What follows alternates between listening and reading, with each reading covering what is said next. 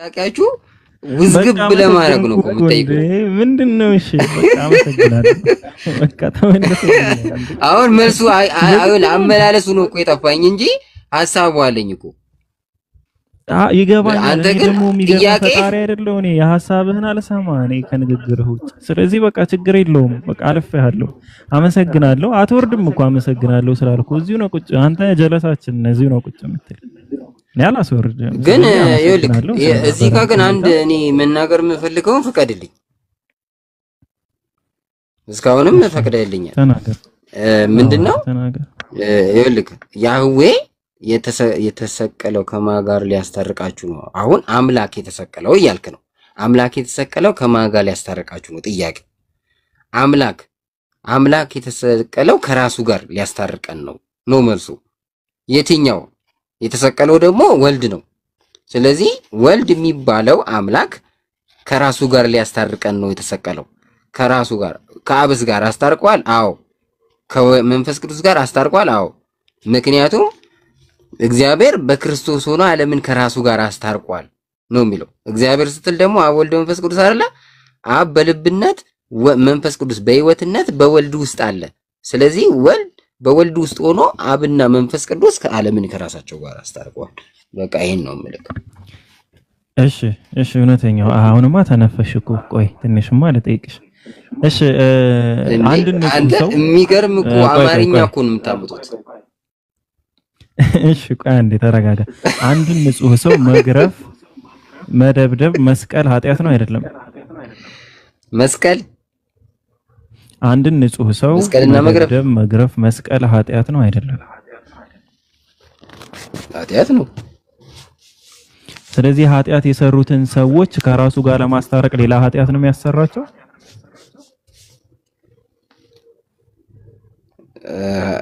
ሌላ ኃጢያት አሰራቸው ይታደርግልኝ። በቃ ሌላ ሰው ጋር ላውራ። እውነተኛ እናመሰግናለን። እኔም ቦታ ባሊስት ችግር የለውም። እስካሁንም ስላወራው ሌላ እድል እኮ እኔ እረዳሃለሁ ብሮ። እኔ የጠየከኝን ለመመለስ ዝግጁ ነኝ። አመሰግናለሁ። በሌላ ሰው አምናለሁ። እሱን እስካሁንም ስትመልስ ነበር። እውነተኛው እስካሁንም ስትመልስ ስለነበር አምናለሁ። እሺ በነገራችን ላይ ግን ተዋህዶ ሰላም ነው። ጥርት ያለ አስተምሮ እንዲኖር አድርጋችኋል። አለው ጌታዬ። እንዴት ነህ? ሰው ይወቀው፣ ቢያንስ ሰው የሚከተለውን ነገር ይወቀው የሚል ነው። እንዴት ነህ? ተዋህዶ ሰላም ነው? አለው ሁሉ መልካም አለን አልሐምዱሊላህ። የኦርቶዶክስ ተዋህዶ እምነት ተከታይ ነህ አይደል?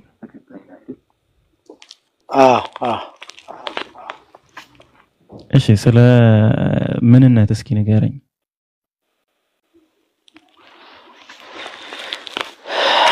ጥሩ። ምንነት ባህሪ ነው። እሺ ግን ይቅርታ አድርግልኝ፣ ስልክህን ሳይለንት አድርገው። ቫይብሬት በጣም ልቤን ያመኛል እንደሰማው ማለት ነው። እንዴት አድርጌ ሳይለንት አድርገው? ኦኬ ካልቻልክ እሺ ይረብሻል አይደል? ቀጥልሽ። መረበሽ ሳይሆን ኖርማሊ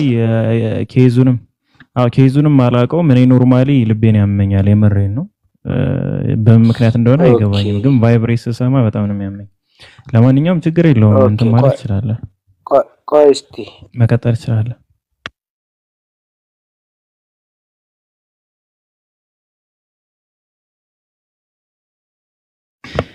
ሬነር ሰላም አለይኩም። አሚር ሬነር ረመዳን ወአለይኩም ሰላም ወራህመቱላሂ ወበረካቱ። ሰላቁ እየሰማን ነው። በጣም አንድ ጥያቄ ልጠይቀው ብዬ መስመሩን ያስኩባ ሀይቢ አፎንሽ እረሳለሁ። እኔ የሆነ ነገር ጀምሬ እረሳለሁ። እሺ ተመልሻለሁ። እሺ ተዋህዶ አመሰግናለሁ። ምንነት ምን ባህሪ ነው እያልከኝ ነበረ? ምንነት ለምሳሌ ምንነት በአካል ይገለጣል። በመሰረቱ ምንነት ባህሪ ብቻ አይደለም። ምንነት አለቃ ኪዳነ ወልድ ክፍሌ ምንነት ባህሪ ነው ይሉና እንደገና ደግሞ ምን ይላሉ? ምንነት ስር መገኛ ምንጭ ነው ብለው እንደገና ይተረጉማሉና ያንድ ነገር ያንድ አካል መገኛው ከምን እንደተገኘ ምንነቱ መገኛነቱ ነው መገኛው ነው ይላሉና እንደዛም ይፈታል። እስቲ ለማንኛውም ቀጥል እንትን እንመጣበታለን። እሺ ዙሩን እኮ እያከረርክብኝ ነው። ምንድነው አለቃ ኪዳነ ክፍሌ መዝገበ ቃላት ሁሉ ውስጥ ገባ። ቀለል ብታደርገው ጥሩ ነበር። ይቅርታ ተዋህዶ በጣም ጥሩ ሰው ነው ማለት ደፋር ሰው ነው። እንደዚህ ለመመስከር ብዙ ቦታ አግኝቼዋለሁ። ጎበዝ ሰው ነው። ትንሽ አሞግሰውና በቃ እንቀጥላለን ከተዋህዶ ጋር ሐሳብህን እንዳላፈንብ ይሄ ነው እውነተኛው። ፍቅርን በዚህ ጊዜ ካለገለጽክለት መች ነው መገለጽለት?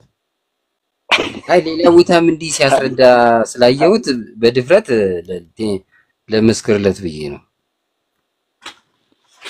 እኮ አንዳንድ ጊዜ አጋጣሚዎች ላታገኙ ስለምትችሉ በዚህ አጋጣሚ ማበረታታቱ ጥሩ ነው። እሺ ይሁን መልካም ተቀብያለሁና እስቲ ታልቅ ማን ታላቁ አብራ ቀጥል ፒኬ ብለህ ጥራኝ። እሺ ወደ ሐሳቡ ልግባና ኦኬ እሺ ስለዚህ አንተ ምንድነህ ብዬ ስጠይቅህ ስለ ምንነት ነው አይደል እየጠየቅኩ ያለሁት ወይም እያነሳው ያለሁት? ስለ ምንነት ነው እየጠየቀኝ። እኔ ሰው ነኝ። ማነህ ስለ ምንድን ነው ማነሳው? ምንነት እኮ ምንነት እኮ ማነህ ስትል አካልን ነው ተዋህዶ። ምንነትም በቃ ጨረሰ እኮ።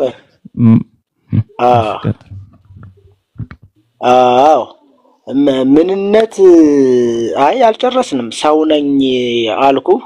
ከዛ ሰው ምንድነው ደግሞ ይመጣል እኮ አላለቀም። ሰው ምንድነው መቼ ይቆማል ብለህ ነው? ግን እኔ ማወቅ የፈለኩትን ነው የጨረስኩ ስልህ እንዴት መሰለህ? እኔ ያው ምንነት ምንድነው ስልህ ምን ተብሎ የሚጠይቅ በቃ ባጭሩ ምን ተብሎ የሚጠይቅና ኤሰንስ ወይም ደግሞ አንተ እንዳልከው ባህሪ ወይም ደግሞ ምንጭ እንዳልከው እንደዛ አይነት ነገር ምንነት ተብሎ ይጠራል። ስለዚህ ስለ ምንነት እኔ ስጠይቅህ ምንድነህ ብዬ የምጠይቅ ከሆነ ምን የሚሉ ጥያቄዎች ካሉ ምንነትን ይገልጻል ማለት ነው። አሁን ማነህ ስልህና እኔ ብለህ ስታወራ ስለምንድን ነው የሚያሳየው?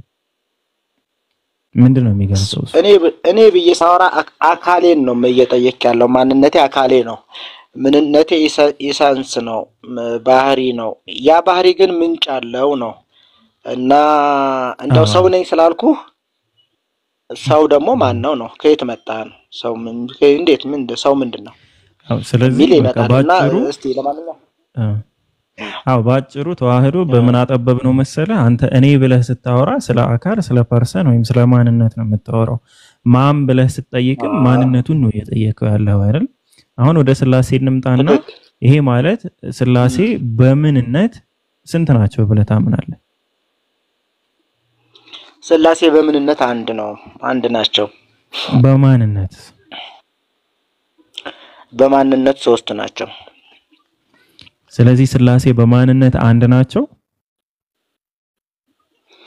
አይ በምንነት አንድ ናቸው። በማንነት ግን ያ አንድ ምንነት በሶስት ማንነት ተገልጿል። ሶስት ማንነቶች ትክክል በቃ።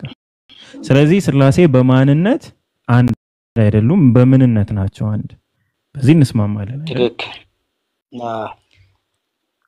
እሺ ስለዚህ እኔ ብለው የሚናገሩ ከሆነ ኖርማሊ እኔነት ካለ የሚያሳየው አንድም ፐርሰን ነው ማለት ነው። ማን ብሎ የሚጠይቅ ከሆነም ስለሌላ ፐርሰን ነው የሚጠይቀው ማለት ነው አይደል? እኔ ብሎ የሚናገር ብቻ ሳይሆን እሱ ተብሎ የሚነገርለት አንተ እሱ እነሱ ተብሎ ሊነገርለት የሚችል ወይም ደግሞ እኔ ብሎ ሊናገር የሚችል አካል እንለዋለን። ምክንያቱም የማይናገር አለ። አሁን ስላሴ ላይ እንዳናቆም ለምሳሌ ሌላ በዚህ ለአግሪመንቱን ከተቀበልከው ተዋለሁ ካልተቀበልክ ሞግታለሁ እኔ ብሎ የሚናገር ብቻ ሳይሆን እሱ ተብሎ የሚናገር እርሱ ተብሎ የሚናገርለት ለምሳሌ በቁርአኑ እሱም አካል አለ ምንነት ካለው አካል አለው ባጭሩ ምንነት ያለው ነገር አካል አለው በትክክል ኦኬ ባጭሩ በቃ የምንነትና የማንነትን መገለጫ ጨርሰናል አሁን ወደ ዋናው ጥያቄ ይገባለው ማለት ነው አላህ መሰረቱን ካስተካከልን ጥያቄው ለሁለታችንም እኔም ለመረዳት አንተም ለማስረዳት አይከብድም ብዬ ነውና ኢሳይያስ ትንቢተ ኢሳይያስ ላይ ምዕራፍ 45 ቁጥር 5 ላይ ካሜራ ኦኬ ዘግቻለሁ እሺ ትንቢተ ኢሳይያስ ምዕራፍ 45 ቁጥር 5 ላይ ምን ይላል እኔ እግዚአብሔር ይላል እኔ ሲል ስንት ማንነትን ነው የሚያሳይ ምን አልከኝ እኔ እግዚአብሔር ሲል እኔ ስንት ማንነት አንድነቱን ነው በዚህ አሁን እኔ እግዚአብሔር ካለ እኔ ብሎ እየተናገረ ያለው እሱ ነው አንድ ማንነት ነው ኦኬ ስለዚህ አንድ ማንነት ነው ይሄ ማንነት ማን ነው እኔ እግዚአብሔር ነኝ የሚለው ይሄ ማንነት ማን ነው እግዚአብሔር እኮ የትኛው በማንነት ሶስት ነው አይደል የሚያወራው ደግሞ አንድ ማንነት ነው ስለዚህ ይሄ ማንነት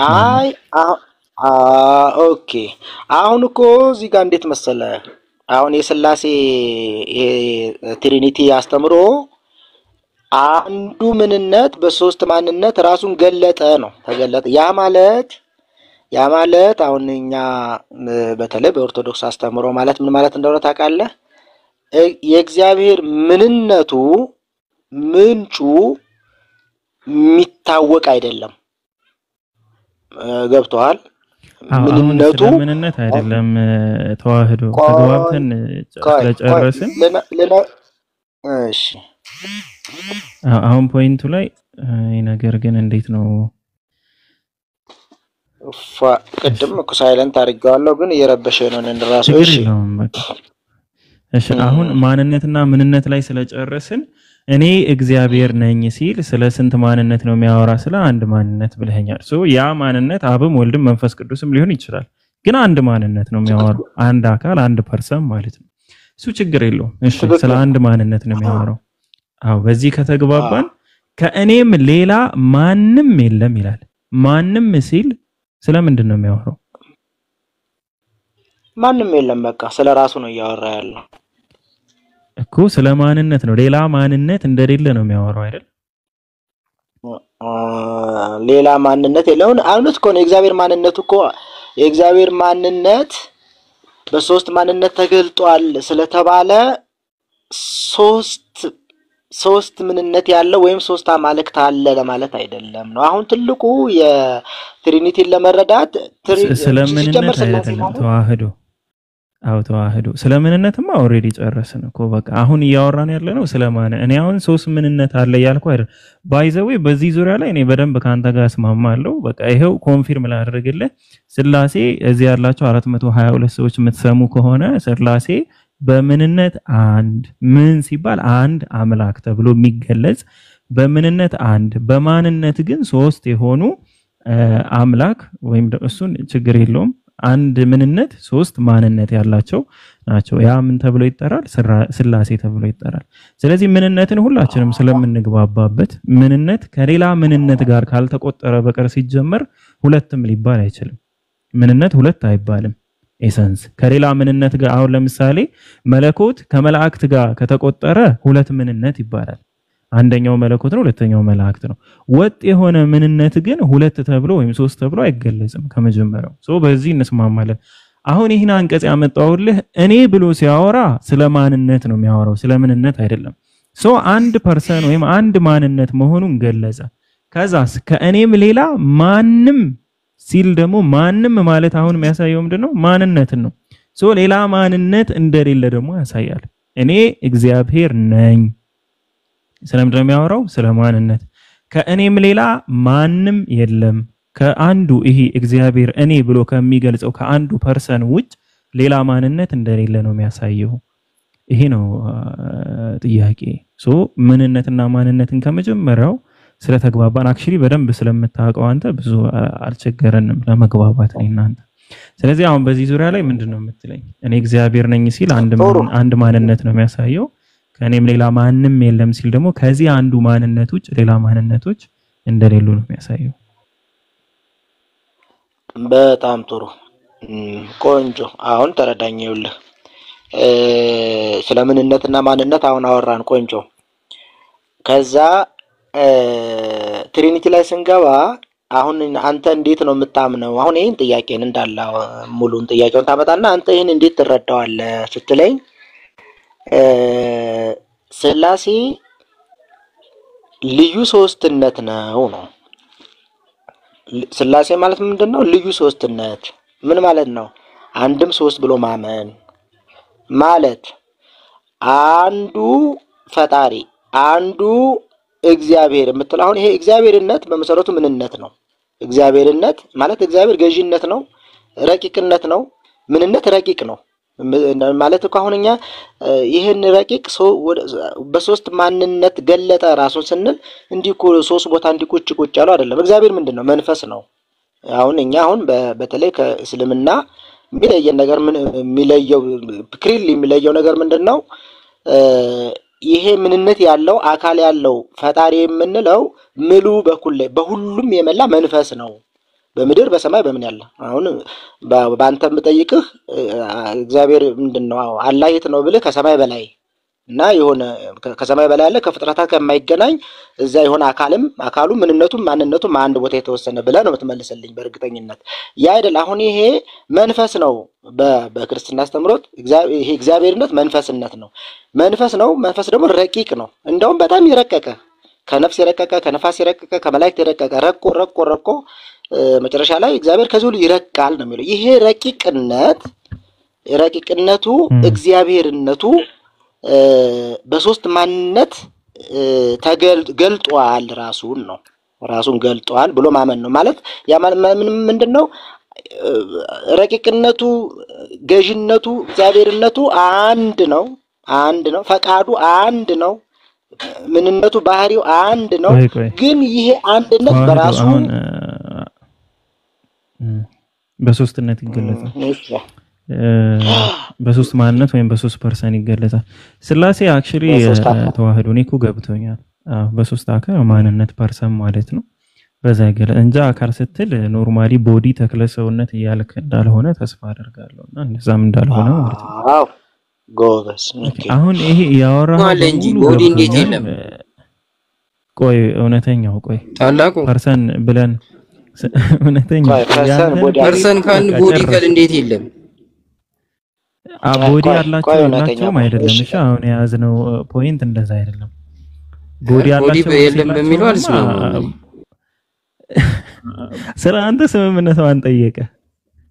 አንተ ጋር እኔና አንተ ምን እውነተኛው እንደ ኦርቶዶክስ ቦዲ ያለ ብዬ ነው የማምነው። መጽሐፍትም እንደዛ ስለሚሉ ማለት ነው እኮ ይላሉ። በሱ ማንም አይክድ። መለኮታዊ አካል የሚባለው አንተ ቦዲ የምትለው ነገር ሊኖር አሁን ስለሱ አይደለም። መለኮታዊ አካል ፍጹም ገጽ ፍጹም አካል አለው። እውነት ነው እኮ ለአብ ፍጹም ገጽ ፍጹም አካል አለው። በአካል ሶስት ብለን ሐሳባችንን እሱ ነው። ይሂድና እሱን እንትን እናደርጋለን። ችግር የለውም። እሱ መለኮታዊ ማንነት ማለት ይሄ ፍለሽ ቦዲ ማለት ፍለሽ ማለታችን አይደለም። እሺ ቀጥልሽ። መለኮታዊ አካል እሱ ችግር የለው። እውነተኛው ትንሽ ስላልተግባባ ነው ከኛ ጋር ሌላ ምን እያሰበ እንደቆየ አላውቅም። ለማንኛውም ተግባብተናል እኮ ጨርሰናል። አሁን ያልተግባባ ነው ተዋህዶ ጋር ምን መሰለህ? እኔ ጥያቄን አሁን መልሼ ልጠይቅ። እዚህ ጋር ትንቢተ ኢሳይያስ ምዕራፍ 45 ቁጥር 5 ላይ እኔ እግዚአብሔር ነኝ ሲል እኔ ሲል አንድ ፐርሰን አንድ ማንነት ነው የሚያሳየው። ነኝ ሲልም እንደዛው አንድ ፐርሰን አንድ ማንነት ነው።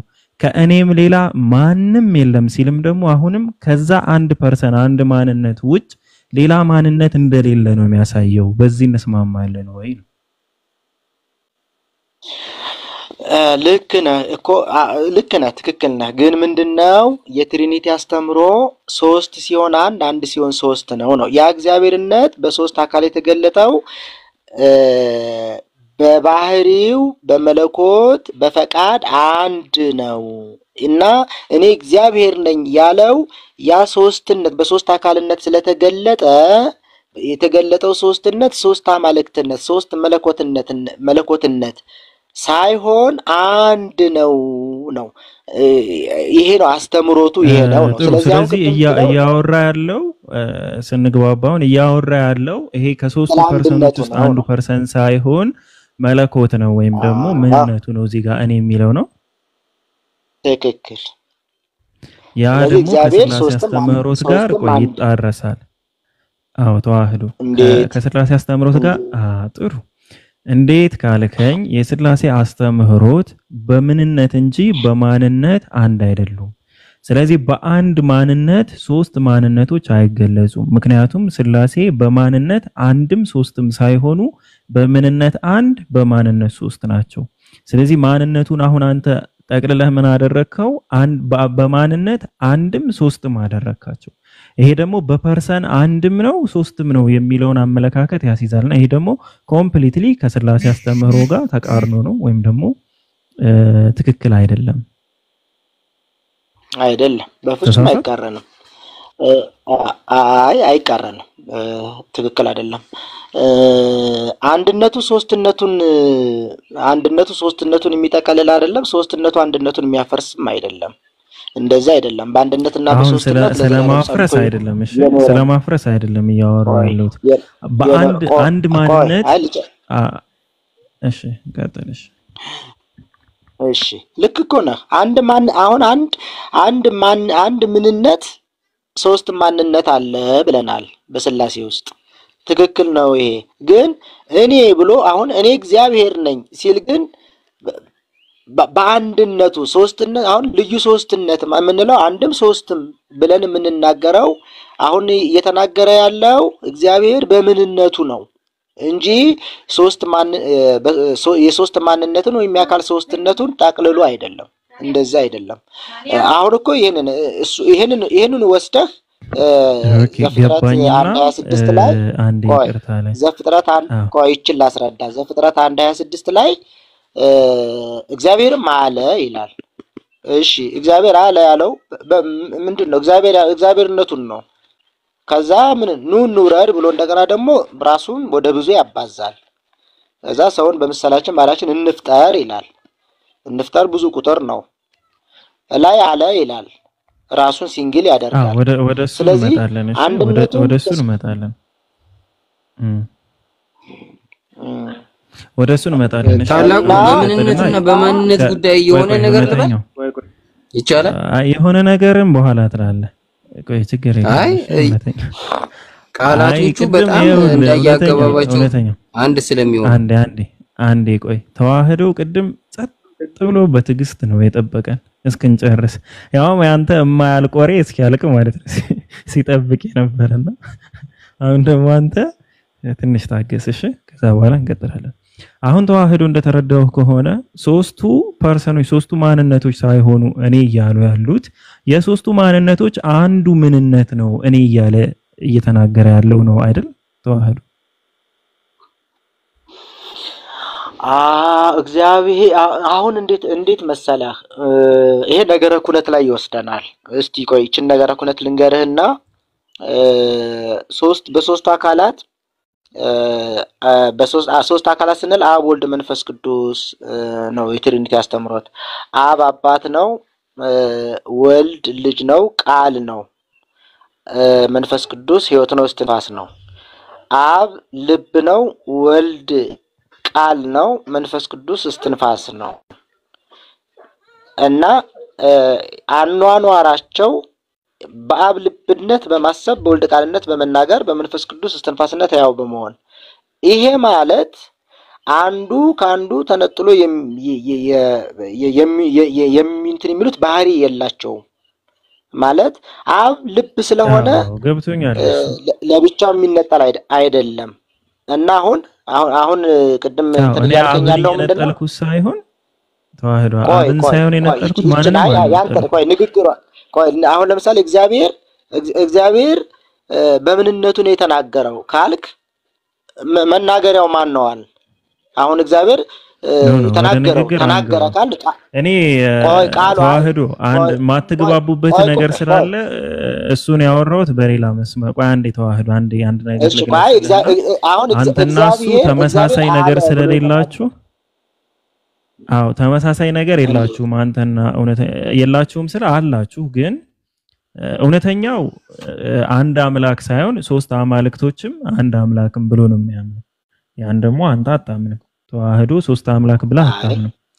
እውነተኛው እንደዛ ብላ ነው። ስለዚህ እሱ ለዛ ነው ለአንተ የሚመለከትህን ጥያቄ ብቻ ነው ያመጣው። ገባ? እሱ ደግሞ ከራሱ እምነት አንፃር ከራሱ ገለጻ አንፃር ገለጻውን ሰምቼ የሚመለከተውን ነገር ብትጠይቀው ግን እንደኔ ነው የሚያምነው እኮ በደንብ ብትጠይቀው እንደኔ ነው የሚያምነው። እውነቴን ነው እኮ እውነቴን ነው። አገላለጽ ልዩነት ብቻ ነው። እሺ እውነተኛ አክቹሊ ትክክል። እኔ በእውነተኛ አንተ ባልከው እስማማለሁ። አሁን አንተ ባልከው ግን አሁን ሐሳቡ እንዳንረሳው ወደ ነበርንበት እንመለስና አሁን ስለ ተናጋሪው ማን ነው ንግግሩ ቃሉ የማን ነው ምናምን ይሄንን ከእውነተኛው ጋር ብቻ ነው ያወራሁት ማለት ነው። አንተ ስትመጣ ግን ተዋህዶ እንዲያውም ስለ ምንነት የጠየኩ ሁሉ በዚህ ደረጃ ትመልስልኛለህ ብዬ አላሰብኩም። እውነት ለመናገር ካላወቀው ወደ ሌላ ጥያቄ ሊገባ ነበር። አይ አይደለም ቢኬ አሁን የኔ እንትን ሐሳብን አላገኘኝም። ለምሳሌ ያልከኝ ምን መሰለህ? እግዚአብሔርም አለ እግዚአብሔር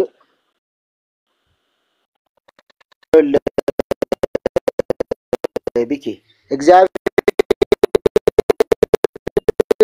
አለ ብሎ ተናገረ። ስለዚህ እኔ እግዚአብሔር ብሎ ተናገረ አይደል? ቅድም አሁን ለምሳሌ ኢሳይያስ 44 ነው ያ እግዚአብሔር በማንነቱ ነው ወይ የተናገረው አልክ። ለምሳሌ ሲናገር በምኑ ተናገረ ነው? በምኑ ተናገረ? በቃሉ ተናገረ አይደል? እግዚአብሔር አለ ብሎ የተናገረው በቃሉ ነው አይደል? አይደል ቢኬ?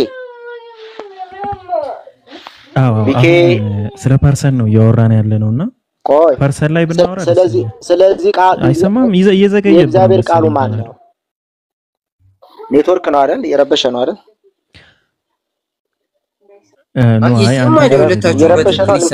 ቀጥሉ። እየተሰማ ነው። በትክክል ነው የሚደመጠው። አይኸውልህ ቢኬ እያልኩ ያለሁት ምን እንደሆነ ታውቃለህ?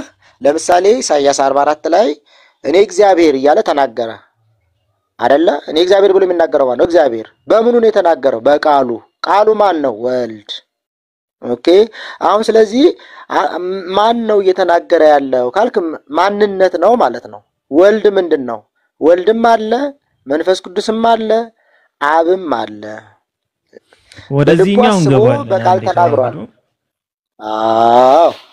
ስለዚህ ረቂቅ ናቸው፣ መናፍስት ናቸው እኮ። ተገልጦልሃል ወይ መላእክቶች? ለምሳሌ ለያዕቆብ መላእክት ተገልጦለታል አይደለ? ትክክል። ለአንተ ተገልጦልሃል ወይ? እንደ ያዕቆብ ነው አሁን የኔ ጥያቄ። በሚገባ መላእክቶችን ታያቸዋለህ እንዴ? ይሄ እኮ የእምነት ጉዳይ ነው። እሱን ተወውና አሁን የኔ መላእክት ተገልጦልኛል የለም።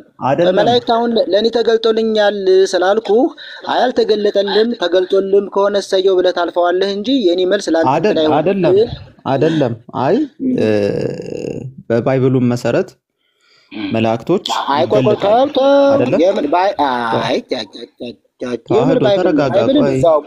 አንተ በሃይማኖቱ ላይ ቁምና መላእክትን ግለጥ። መጀመሪያ መላእክትን የሚገለጡት የማይገለጡት ብለህ ከሃይማኖት አውጣና ራስን እንትን በል። ተዋህዶ እሺ፣ ቀስ በል ተረጋጋ። አሁን እያልኩ ያለሁት ምንድነው? መላእክቶች ራንደምሊ ለማንኛውም ሰው የሚገለጡ አይደሉም ብዬ ስነግርህ ለምን ማስረጃ ለምን? ተዋህዶ ቆይ እስቲ ተረጋጋ፣ አፌ ላይ አትቁም። እሺ ተረጋጋ። እነዚህ መላእክቶች የሚገለጡት አላህ Subhanahu Wa Ta'ala ሲፈቅድና ሲፈልግ ብቻ የሚገለጡ ናቸው፣ የሚመጡ ናቸው። ማን ነገረ ይሄንን? አረ ቆይ ተረጋጋ፣ ልነግርህ ነው። ተዋህዶ ካምባላ አፌ ላይ ልትቆም ከሆነ ትወርዳለህ። አስሚዝ አሁን አንተ የምትነግረኝ ዝም ብዬ ለምን ሰማህ? ማን ነገረ ነው? ከየት አመጣው ይሄንን አስተምሮት ነው? ማስረጃ ከሰጠኝ ልመንህ። አሁን እኔ እንድትነግር የነገርከኝን እንዳምን እኮ ላውራ ተረጋጋ እንዴ ሳላወራ ማን ነገር ከማን አወቀ? ይሄን ለምን ዝም አትልም? ላውራ። እሺ ይሄው ዝም ብያለሁ። ጨርስ። ሚውት አድርግ እስቲ ሚውት አድርግ አንዴ።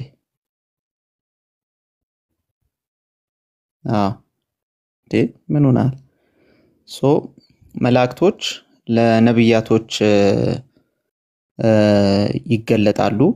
ያ ማለት ምንድነው? አላህ Subhanahu Wa Ta'ala በቁርአኑ እንደነገረን አላህ የሚገለጥበት አንደኛው መንገድ ብሎ የነገረን አንደኛ ከግርዶ በስተጀርባ ወይም ደግሞ መላእክትን በማውረድ መላእክትን አላህ Subhanahu Wa Ta'ala ለፈለገው ሰው መላእክትን በማውረድ እንጂ በሌላ እንደማይገለጥ አላህ Subhanahu Wa Ta'ala ነግሮናል። በሶስት አይነት መንገድ ይገልጥልናል አላህ Subhanahu Wa Ta'ala ስለራሱ መልእክቱ ወህዩን ወይም ደግሞ ሬቪሌሽኑን የሚያወርድበት መንገድ ማለት ነው። ከነዛ አላህ Subhanahu Wa Ta'ala ሬቪሌሽኑን ከሚያወርድበት መንገድ አንዱ ምንድነው? ምን ያደርጋል? አላህ Subhanahu Wa Ta'ala ነብያቶችን ይመርጣል ምድር ላይ። ከነዛ ውስጥ አንዱ ደግሞ ነብያችን መሐመድ ሰለላሁ ዐለይሂ ወሰለም ናቸው። ስለዚህ እነዚህ ነብያቶች ወይም ደግሞ ነብዩ መሐመድ ሰለላሁ ዐለይሂ ወሰለም ነብይ ሆኖ ስለተመረጡ አላህ በነገረን መሰረት አንዱ መላእክት መጥቶ ሬቪሌሽኑን ወይም ደግሞ መልእክቱን የነገራቸው ለነብዩ መሐመድ ሰለላሁ ዐለይሂ ወሰለም ነው ማለት ነው። ስለዚህ እያልኩ ያለሁት ምንድነው? አላህ ሬቪሌሽኑን ያወረደው ለነብዩ ነው እንጂ ለሌላው ሰው አይደለም። ለነብዩ በሚወርድበት ጊዜ መላእክት ወይም ደግሞ መላእክት ብለን የምንጠራቸው በእኛ በእስልምና አስተምህሮ ገይብ ናቸው ብሎ ማለት አንሲን የማይታዩ። ለምሳሌ እኔ መላእክቶችን እንዲህ ውጪ ስለወጣው ወይ ወደ ሰማይ ቀና ስላልኩኝ አላያቸው፣ ገይብ ናቸው። ይሄ ገይብ የሆነ እምነት አንሲን የማይታየው ነገር የሚታየው የተመረጡ የሆኑ ነብያቶች ሲሆኑ አላህ Subhanahu Wa Ta'ala ይገልጥላቸዋል ይሄንን ማለት ነው። ስለዚህ መላእክቶች ራንደምሊ ለማንኛውም ሰው መተው የአላህን መልእክት የሚያስተላልፉ አይደሉም ለተመረጡ ሰዎች ካልሆነ በስተቀር። ማስረጃው ምንድነው? አላህ Subhanahu Wa Ta'ala የሱን ሬቪሌሽን የሚያወርደው በሶስት አይነት መንገድ መሆኑን ከቁርአን ማስረጃ ማምጣት እንችላለን። አንደኛው ይሄ መያዝ አለበት። ስለዚህ ቁርአን ግን መላእክቱን ራሱ ሲያስተምራቸው ወይም መላእክቱ ጅብሪል ነብያችን መሐመድ ሰለላሁ ዐለይሂ ወሰለም ሲያስተምራቸው ሌሎች ሰሃቦች ወይም ደግሞ ኮምፓኒዮኖች በጊዜው የነበሩ ባልደረቦች አይተዋል ወይ ከሆነ መልሱ አዎ አይተዋል ሲባል ግን መላእክቶች የሚገለጡበት አንዱ መንገድ ምንድነው? በሰውኛ ወይም ደግሞ እንደ ሰው መገለጥ ነው። ስለዚህ በሰው አማካይነት መጥቶ ለነብያችን መሐመድ ሰለላሁ ዐለይሂ ወሰለም ስለ እስልምና ሲያስተምሩ እዛው የነበሩ ኮምፓኒዮኖች ባልደረቦቻቸው ግን አብረው ታድመው ምስክር ሆነዋል። ግልጽ ነው። አሁን ቀጥል። በጣም ግልጽ ነው። አሁን የምትለው ያልከኝን ነገር በሙሉ አውቀዋለሁ። አንተ ሳትናገር በፊትም ቁርአን እንትኖችን ለማንበብ ሞክሬያለሁ፣ አውቀዋለሁ። የኔ ጥያቄ ግን ምን መሰለሽ ሚዜ፣ የኔ ጥያቄ አሁን ያልከኝን ነገር በሙሉ የነገሩን ነብዩ መሐመድ ናቸው። ማስረጃችን ነብዩ መሐመድና መሐመድ ብቻ ናቸው። የኔ ጥያቄ አሁን እኔ አንተን እየጠየቁ ያለሁት ለምሳሌ መላእክት አላህ ለመረጠው ነብይ ብቻ ነው የሚገለጠው ብለው የነገሩን ነብዩ ናቸው። አለመገለጣቸውንም መገለጣቸውንም ማስረጃችን እሳቸው ብቻ ናቸው። እኔ ደግሞ ባጠናው ጥናት ይሄ ትክክል አይደለም እያልኩ ነው። ስለዚህ ለምንድነው ለመረጠው ብቻ የሚገለጠው መላእክት ብዬ ጠይቃለሁ። ሁለተኛ እንደገና ደግሞ ይሄንን ለመረጠው ብቻ ነው የሚገለጠው ብለው የነገሩት አንድ ማስረጃ እሳቸው ብቻ ናቸው ያሉት። ስለዚህ እሱ ብቻ አይደለም ይሄንን ነግሮኛል ያሉት ነብዩ መሐመድ ናቸው። ማን? ቁርአን ወርዶ በጅብሪል በኩል የወረደው ቁርአን ነው ማስረጃ የምትጠቅስልኝ። ራሱ ይሄ የተነገረው ነገር ነብዩ ከፍላጎታቸው ከስሜታቸው አለመሆኑን ማረጋገጫው ምንድነው ነው ጥያቄው ይሄ ነው። በጣም ጥሩ። አንድ መላእክት በሚገለጥበት ጊዜ ከዛው ከራሱ ከሆነ ምስክሩ ያ ነገር ግዴታ በምስክር ካልተደገፈ በምስክሩ ካልተደገፈ ያ ነገር ውሸት ነው ብለህ ታምናለህ? እኔማ መንኩ ቋምኝ እኔ እኮ አለማመን የጀመረው እኮ ነብዩን ነው። ነብዩ ለብቻቸው የተገለጠው ነገር ብቻ ስለሆነ ለነብዩ የወረደው ይህ ቁርአን ይህ የአላህ ቃል ነው። የመንፈስ ምንድነው መንፈሳዊ ቃል ነው ብዬ ለማመን እቸገራለሁ ነው። ለምሳሌ ምስክር ስለሌለ ማለት ነው። ምንም ነገር የለም። አሁን ማንም ከየትም ሌላ ማስረጃ የምትጠቅስልኝ ነገር የለም። የጠቀስክልኝ ምንድነው ነብዩ ራሳቸው የተናገሩትን ነገር ነው መልስ እየነገርከኝ ያለው። ይሄ ነብዩ ደግሞ ያላህ ቃል መሆኑን ማረጋገጫ ምንድነው ነው? በቃ አትደጋግመው። ለማርያም ገብርኤል ተገልጦላታል? አዎ። በምን አወቅ? ጎበዝ። አስቀድሞ በነቢያት ትንቢት ተነግሮ ስለነበረ የኛ እግዚአብሔር እንዴ ቆይ ይኸውልህ በጊዜው ለማርያም ተገልጦላት ነበር አይደለ ገብርኤል? ትክክል። ምስክር ነበራት ማርያም? ምስክርነቱ እኮ ምስክር አሁን እኮ ተገልጧል ተብሎ የተጻፈው ነገር ቀድሞ በነቢያት የተነገረ እኮ ነው። ለነቢያት ቀድሞ የተሰጠው በትንቢት የተነገረ ነው። እሱን እኮ ልንመጣበት ነው። በታይሙ ምስክር ነበራት ወይ ነው የኔ ጥያቄ። ምስክርነቱ አሁን እኮ ያንን ነገር እንዴት አመንክ ካልክ አስቀድሞ በትንቢት ተነግሮ ነበር። በታይሙ ምስክር ነበራት ወይ? ለምን በቀላሉ አትመልስም? አዎ ወይም አልነበራትም በልና ከዛ እንሄዳለን። የለም ምስክርነቱ የላትም። በጣም ጥሩ። አይሁዶች ምን ብለው ነው የከሰሷት እሷን? እሱ እንደፈለጋቸው አድርገው ይከሰሱ። የኔ ጥያቄ አይደለም እሱ። ቆይ እንደፈለጋቸው አይደለም። ምን ብለው ነው የከሰሷት? እሱ የፈለጉትን ይከሰሱ አልኩህ እኮ። የኔ ጥያቄ አለ። ግን አንተ ይሄን የገብርኤል ቆይ ለምን አመን? ራሱ ፖይንት ላይ እየመጣን ነው። ቆይ ፖይንቱ ላይ እየመጣን ነው። ወዴትም አልሸሽንም። ባይ ዘ ዌይ ቶፒክ ሽፍት አላደረኩም። ስለዚህ አይሁዶች እንደምታውቀው አሁንም ማለት ነው እንደምታውቀው ስቲል ነው አይሁዶች ኢየሱስን የዝሙት ልጅ ነው ብለው ነው የሚያምኑት አይደለ? ቤተ መቅደስ ታረክሳለች ብለው ነው ከቤተ መቅደስ የሚያባረረው። ዝሙት ሰርታለች ብለው ነው። ንጹህ ብትሆንም ንጽህት ብትሆንም እኛም የምናምነው እሱን ነው። ንጽህት ብትሆንም በድንግልና የወለደች ብትሆንም እኛም በመናምነው መሰረት ማለት ነው። አይሁዶች ግን ምስክር ስለሌላት ለምን? አይሁዶች እንደምታውቀው ብሉይ ኪዳንን መጽሐፋቸው አድርገው የሚቀበሉ ናቸው። ስለዚህ አይሁዶች ያንን ነገር ስለማይቀበሉ ትንቢት ራሱ የላትም መሲሐችን ይሄ ኢየሱስ አይደለም ብለው ስለማይቀበሉ አንተ አሁን ትንቢት አላት እንደምትለው ሳይሆን ትንቢት የላትም ምንም ምስክርም የላትም ብለው ስለሚቀበሉ እሷ ከዝሙት ስለዚህ እነሱ አይሁዶች አንቺ ያልሽውን በድንግል አንዲት ሴት መውለድ ብሎ ማለት ተአምር ነው። መቼስ ለመታመን የሚከብድ ነገር ነው። ተአምር ነው። በዝሙት በድንግልና አንድን ልጅ ወልጃለሁ ብላ መናገር ተአምር ነው። ለማመንም የሚከብድ ነገር ነው። ለምን አንዲት ሴት በድንግልና ልትወልድ አትችልም። ግን በተአምር ሆነና በድንግል አምላክ የሚችለውን ያደርጋልና በተአምር በድንግልና ወለደች። ኦኬ ያንን ነገር ሲናገሩ አይሁዶች ግን ይሄንን ነገር አይሆንም ብለው በድንግልና ሳይሆን በዝሙት ነው የወለድሽው ምስክርም የለሽም ብለው በመክሰሳቸው ትክክል ናቸው አይደለ? ተዋል። በመሰረቱ ይሄን ትክክል የሚያደርገው ምኑ ላይ መሰለህ? አስቀድመው የነበረውን ትንቢት ባለመቀበላቸው ነው ባጭር ቋንቋ። እኔም የተቀበልኩበት ባለመቀበላቸው ሳይሆን የለም ስለሚሉ ነው። አለመቀበል እኮ ማለት አይደል እንዴ? ድንግል በድንግልና ተሳልሳለች እንደውም እሱ የኔ ታሪክ ስለሆነ አይደለም። ይኸውልህ እንደ ምን መሰለህ ተዋህዶ እንደዛ አይነት ሲናሪዮችን ማለት ነው ገና 100 ደረድራለሁ።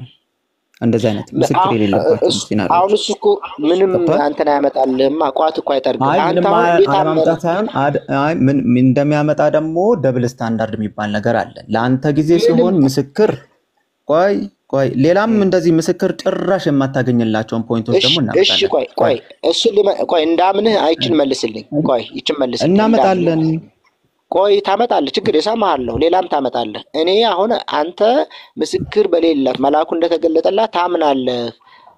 ለነብዩ መሐመድ ደግሞ ሲሆን ጅብሪል ተገለጠ ስልህ ለምን አላመንክም የሚል ሲናሪዮ ስለሆነ የምታመጣው እኔ እያልኩ ያለሁት እንዴት አመንክ ካልክ የትንቢቱን ቃል ነው ያመንኩት አልኩ። ለነብዩ ትንቢት ነበራቸው። ለነብያችን መሐመድ ሰለላሁ ዐለይሂ ወሰለም ቁርአን እንደሚወርድላቸው ከጅብሪል ቁርአን እንደሚወርድላቸው በቀደሙ ነቢያቶች ተገልጠው ነበር። በነቢያት የተጻፈ መጽሐፍ አላችሁ። ያንን ነገር አሁንም መናገር እንችላለን። አለው የለም ብለኝ ሲሚዚ ያታድከመኝ አለው ወይም የለም። አፌ ላይ አትቆም ፕሊስ። ስመልስ አፌ ላይ አትቆም። አይ ያ ሲሚዚ ጥያቄ ነው የጠየቀው። ሲሚዚዬ በእናትህ አለው ነው እኮ አለው ወይም የለም ብለህ መልስልኝ። አጭሩ ተዋህዶ ልመልስልህ ነው ያልኩ ነው። ወይም ማዳመጥ ማትችል ከሆነ መውረድ ትችላለህ። አለው ወይም የለም ለማለት ነው። ውረድ በቃ ውረድ። ይቻላል። ለነቢያችን መሐመድ ሰለላሁ ዐለይሂ ወሰለም ትንቢት ተነግሯል ወይ?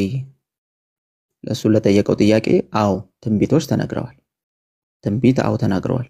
ግን ባይ ዲፎልት ድጋሚ ግን ትንቢት ራሱ መነገሩ መስፈርት አይሆንም። አሁንም ድጋሚ ማለት ነው። ለምን ካልን ትንቢት ያልተነገረላቸው ምስክር እንኳን የሌለው ትንቢት ያልተነገረ በደንብ አዳምጡ። ትንቢት ያልተነገረ ምስክር የሌላቸው ነብያቶችን ተቀብሎ ተቀምጧል። አሁን ክርስቲያኖችን በደንብ ልትረዳቸው የሚገባው ነገር በደንብ ያዙ። ለነብዩ መሐመድ ሰለላሁ ዐለይሂ ወሰለም ሲሆን 100 መስፈርቶችን ያመጣሉ። ወደ ባይብላቸው ተመልሳችሁ ግን ወደ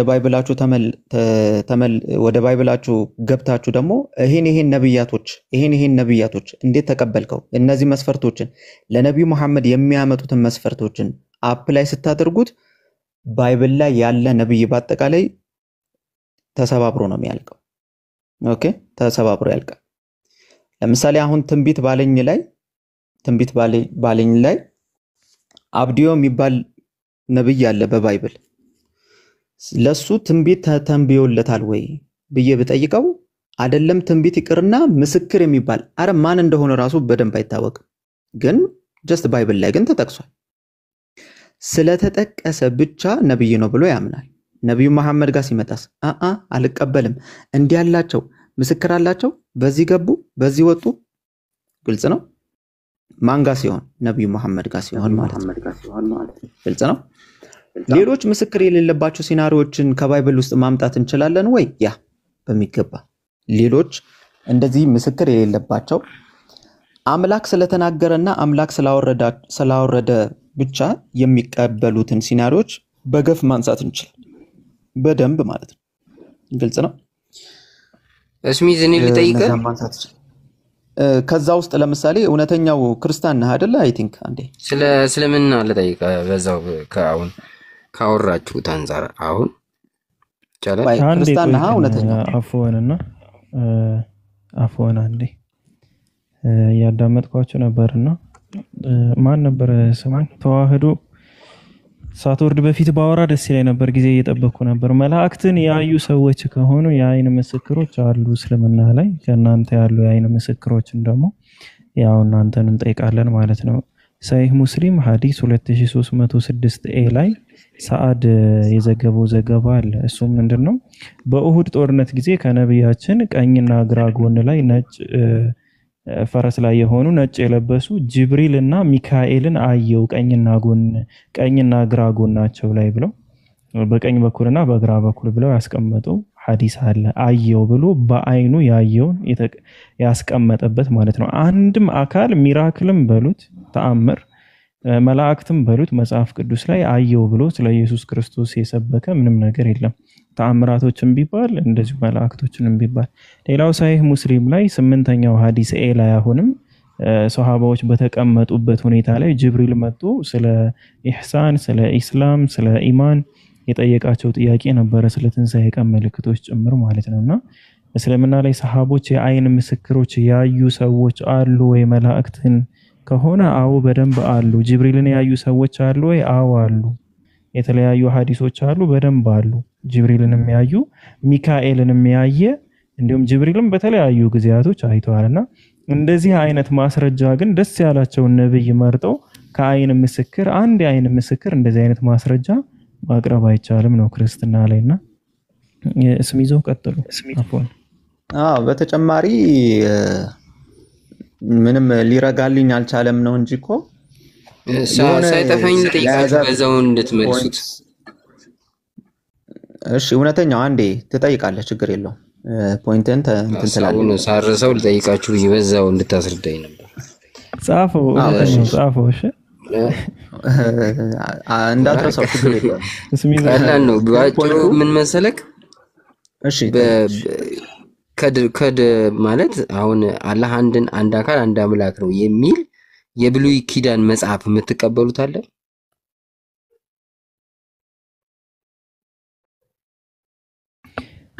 አንድ አምላክ አንድ አካል ነው ምን አልክ? እውነተኛው ጥያቄን ያው አላህ እንግዲህ አንድ አካል አንድ አምላክ ነው ብላችሁ የምታምኑት አይደለ? ስለዚህ ይሄንን የሚያስረዳ የምትቀበሉት ሌላ መጽሐፍ የብሉይ ኪዳን መጽሐፍ አለ? ይሄንን የሚያስረዳ ከሆነ እንደው ባዮሎጂ መጽሐፍ ላይ ቢኖርም እንቀበለዋለን።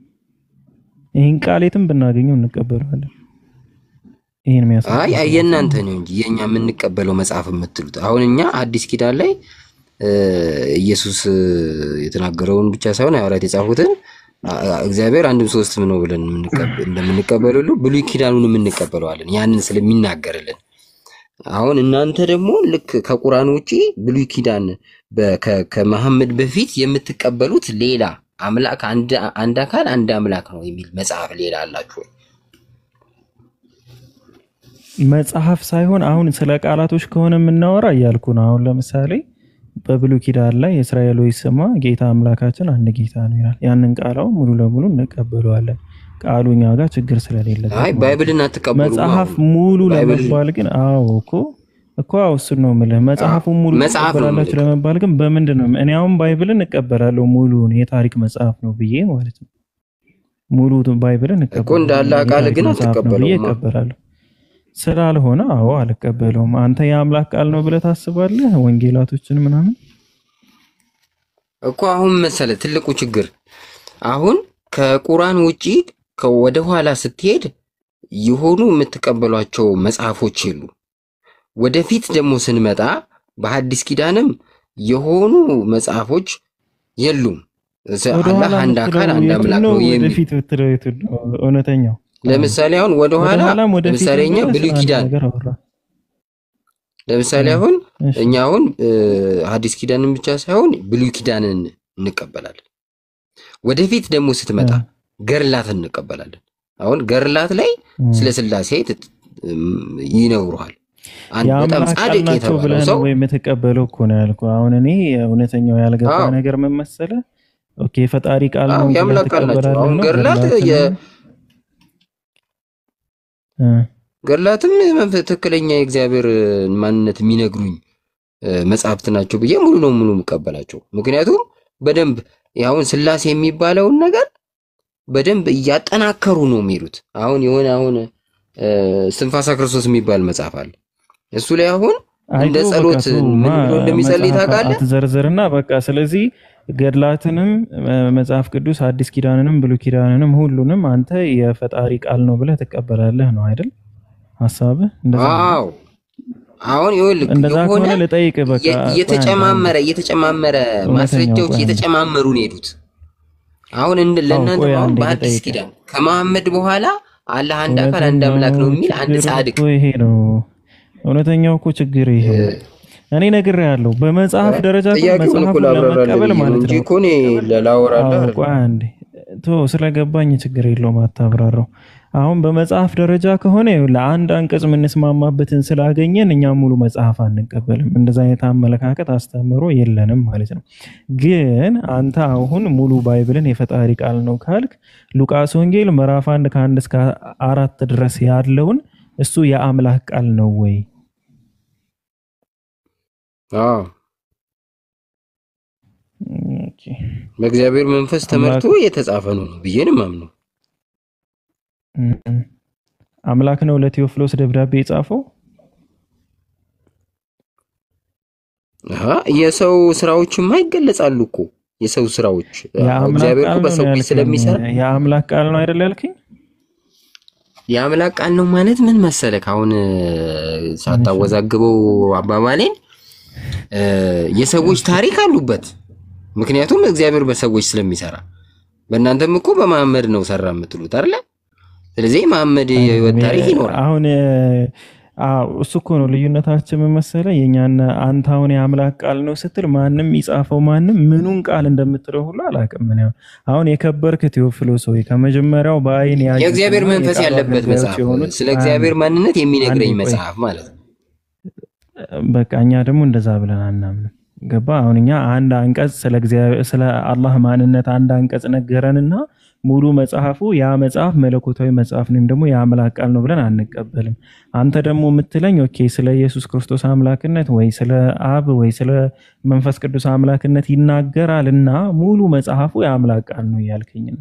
እንደዚህ አይነት አመለካከት ከሆነ ያለ እኔ ጥያቄን ያቀርብኩልህ የከበርክ ቴዎፍሎስ የሚለው ከመጀመሪያው በአይን ያዩትና የቃሉ አገልጋዮች የሆኑት እንዳስተላለፉልን እያለ የሚናገረው አብ ነው ወይ ወይም ደግሞ አምላክ ነው ወይ? በእኛ ዘንድ ስለተፈጸመው ነገር ብዙዎች ታሪክን በየተራው ለማዘጋጀት ስለሞከሩ ምናምን የሚለው አይ እኔ አሁን ሐሳቤ ያልገባህም ማለት ነው። ጥያቄ ያልገባህ ማለት ነው። ይሄ ማን ቃል ነው? የሰዎች ታሪክ ይኑሩ ችግር የለውም እኮ የሰዎች ታሪክ ይቀላቀሉበት እኔ ችግር የለብኝም። ግን እዛ ታሪክ ውስጥ አምላክ ማን ነው የሚለው ጥያቄ ግን እዛው ውስጥ የሰዎች ህይወት ውስጥ ይመለሳል። ገብቷል? ጥሩ በቃ ተግባብተናል። ልክ እንደዛ ሁሉ አንተ እኮ ገድላት የፈጣሪ ወደ ኋላ ስትሄዱ እናንተ ራሳችሁ አላህ የሚቀበለው መጽሐፍ ነው የምትሉት ወደ ኋላ ስትሄዱ የለም። ወደፊትም ስትመጡ አዳዲስ ቅዱሳን ሰማዕታት የምትሏቸው የለም። አሁን እነዚህ አንድ ሪፈራል ጣን ማለት እኮ ነው። ገባት ትልቁ ችግር ታሪክ ሪፈራል አንድ ብቻ ሆነና በጣም ችግሩ እውነተኛ ወደ ኋላ ሲኬዱ አላህ Subhanahu Wa Ta'ala መጽሐፍቶችን እንዳወረደ እኮ እኛ እናምናለን። ለኢሳም ለሙሳም እንዳወረደ እናምናለን። ነጥቡ ግን ያለው እነዛ ከነሱ ውስጥ አሁን አንድ እንኳን የላችሁ እውነተኛ አንድ ማስጨረስ ላይ እኮ ነው ችግራችሁ አሁን እናንተ።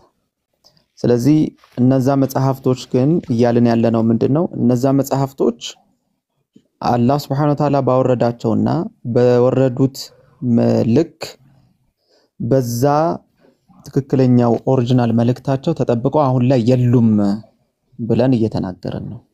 ግልጽ ነው።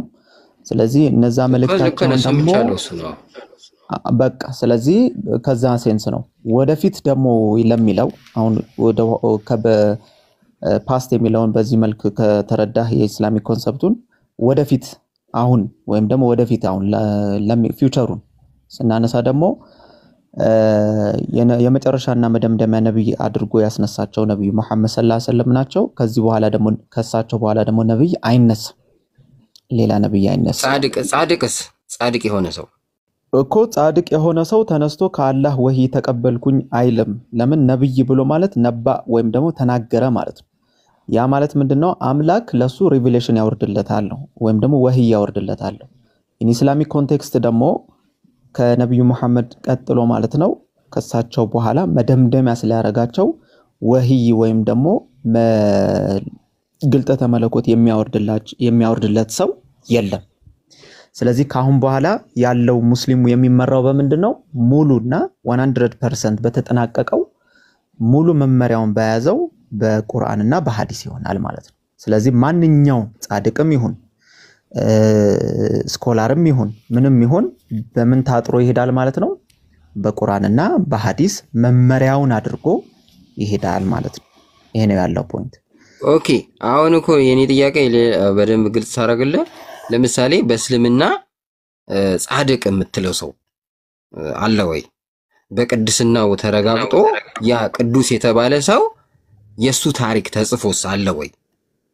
አላህ አንድ አምላክ አንድ አካል ነው ብሎ የኖረ የሱ ቅድስናው ተረጋግጦለት የህይወት ታሪኩ የተመዘገበ እንደ ገርል ማለት ይቆም ማለት የእስላሞች ተጋዳይ የምትለው በትክክል ቅድስናው የምታቀበት ከመጽሐፉ አንብበ ቅዱስ ነው የምትለው ሰዎች አሉ። ብዙ ታሪኮች አሉ። ይኸውልህ ትንሽ ወደ አንተ እንዳትስበው። ለምንድን ነው ይሄን ያልኩ? ይቅርታ ለምን መሰለህ ይሄን ያልኩ ምክንያት ልንገርህ። አሁን ለምሳሌ አቡነ ገብረ መንፈስ ቅዱስ ብለን እኛ እንቀበላለን አይደል? ገርሉ ውስጥ ስትገባ ማለት ነው ስላሴን ታገኛለህ። ከስላሴ ጋር ሲያወሩ ስላሴን ሲሸከሙ ስላሴ ሲያዝሏቸው ሁሉ ታያለህ። አሁን ይሄ ቅድስና ምልክት ነው። ስላሴን ሲያዝሏቸው ገርሉ ውስጥ እግዚአብሔርን አገኘኸው ማለት ነው። እግዚአብሔር ማን እንደሆነ በዛ በጻድቁ በኩል አገኘኸው። አሁን በእስልምና እንደዚህ እንደ መሐመድ ሌላ ሰው አላህ አንድ አካል አንድ አምላክ መሆኑን አምኖ እንደዚህ ቅድስናው ተጽፎለት ያለ መጽሐፍ አለ ወይ? አሁን እነዚህን እኮ ሪፈርስ ስታረግ ነው እኛ ጋር አንድ አካል አንድ አምላክ ነው የሚለውን እየገባ እውነተኛው እሺ እውነተኛው መልሴን አሁን እንደዚህ ስላሴ የሚያዝሏቸው ያልከው እንደዚህ አይነት ገድል ከሆነ አምላክ የሚያዝሏቸው እንደዚህ አይነት ነገር እኛ ጋር የለም፣ ኢስላሚክ ላይ የለም። ምንድነው ያለው? ኢስላሚክ ላይ ግን ያለው ምንድነው ካልከኝ በዛ በቁርአኑ መሰረት የሰሩ በጣም በስራቸው አምላክን በመፍራት ሮል ሞዴል መሆን የሚችሉ ከነሱ ታሪክ መማር የምንችላቸው ነገሮች ተቀምጠዋል፣ በብዛት አሉ። ግን እነዛ ሰዎች ግን ልክ እንደ ነብዩ መሐመድ ሰለላሁ ዐለይሂ ወሰለም አምላክ በመላእክት ሊሆን ይችላል በሆነ ነገር ገልጦላቸው ሌላ ሪቪሌሽን ወርዶላቸው አይደለም። መልእክት አብቅቷል እያልኩ የሚወርድ መልእክት የለም። በቃ ከቁርአን በኋላ አምላክ ወይም ደግሞ አላህ Subhanahu Wa Ta'ala የሚያወርደው ሪቪሌሽን የለም። ገብቷል? የመጨረሻው መልእክት እኮ አይደለም እኔ የፈለኩት ትንቢት ምናምን መልእክት አልፈለኩም። አዎ እኔ የፈለኩት ቅዱስ ሆኖ ስላሴን አዝሏል፣ ቅድስናው ተረጋግጦለት የተጻፈለት እንደ ገርል የተጻፈለት የሆነ ጻድቅ ሙስሊም አለው እኮ ነገርኩህ እኮ። ለእስልምና የተዋጋ ለእስልምና ብዙ ስራ የሰሩ ብዙ ማስረጃዎች አሉ። ለእስልምና ስራን የሰሩ ነው ማለት። ለምሳሌ ሰሃቦች በነብዩ መሐመድ ሰለላሁ ዐለይሂ ወሰለም ጊዜ የነበሩ ሰሃቦች ለእስልምና ያደረጓቸው ነገሮች አጠቃላይ አራቱ ኸሊፋዎች እንኳን ብዙ ነገር ማምጣት ይችላል። ግን አሁንም ልትረዳ የሚገባው ነገር አዲስ የሆነ ወህይ ግን የለም እያልኩ ነው። ለምሳሌ አሁን አንተ ስላሴን ማን ነበር አቡነ ማን ነበር ይጠራል? አቡነ ገብረ መንፈስ ቅዱስ። አቡነ ገብረ መንፈስ ቅዱስ ስላሴን ተሸከሙ ነው ያልከኝ አይደል? አዎ። ምንድነው መሸከም ማለት? ምን ተሸከም አልገባኝም። እሱን አንዴ እንትን በለውና ሲሸከም አሁን መሰለክ መሸከም ማለት መሰለ አሁን ስላሴን ተገልጠውላቸው በሶስት ሰዎች አምሳል እንደ ደካማ ሰው ሆነው መተው ከዛ አቡነ ገብረ መንፈስ ቅዱስ ደካሞችን ያው ተሸክመህ መንገድ ፈቅ እንደምታረግ ፈቅ አረጓቸው ተሸከሟቸው ሶስቱ አብ ወልድ መንፈስ ቅዱስ ነው። ከዛ ደግሞ ስላሴ ደግሞ በተራቸው ምን መለሱ ይላል ብርሃነ መለኮታቸው ተገለጠ። ወዲያው አቡነ ገብረ መንፈስ ቅዱስ በጽራሪያም በዘባነ ኪሩብ ላይ የሚቀመጠው በስላሴ ትከሻ ላይ ተቀምጠው ተገኙ ደግሞ።